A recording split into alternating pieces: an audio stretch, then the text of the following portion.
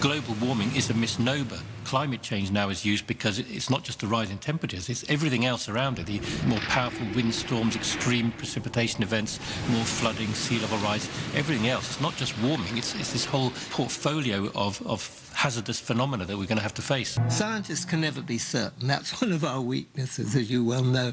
But the probability of this changing the Earth beyond recognition is so high that any practical, reasonable person would treat it as if it were a certainty.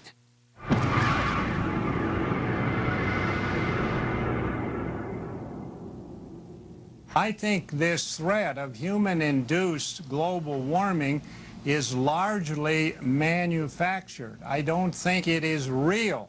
Does global warming exist, or is this just a liberal scare tactic?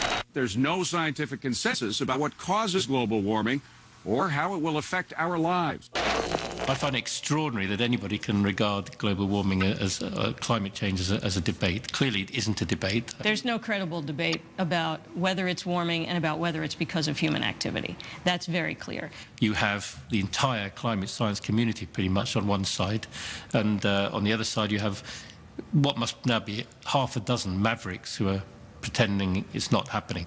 It's a hoax. A total hoax. Total hoax. It's an outrageous lie.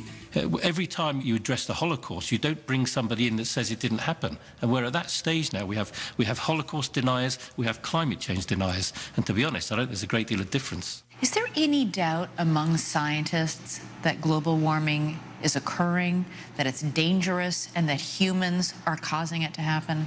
No, the debate is over. Since losing his bid for the White House, former Vice President Al Gore has been spending most of his time on this issue, in the press, on the page, and even in your local theater. I am Al Gore. I used to be the next president of the United States of America. Gore says this isn't the first time we've seen the interests of big business come into conflict with such a widespread scientific consensus. The illusion of a debate has been purchased with millions of dollars a year spent by a few of the largest and least responsible polluters who want to fool and confuse the American people. Carbon dioxide is the most prevalent of the so-called greenhouse gases. That's the part of our atmosphere that traps the sun's rays, allowing only about 30% of the sun's heat to escape back into space. Without our natural cozy blanket of CO2, most of the sun's heat would escape, and our planet would literally freeze over. On the other hand, if you added too much carbon dioxide, the atmosphere would absorb more and more heat until the Earth began to resemble Venus. Average temperature, 900 degrees Fahrenheit.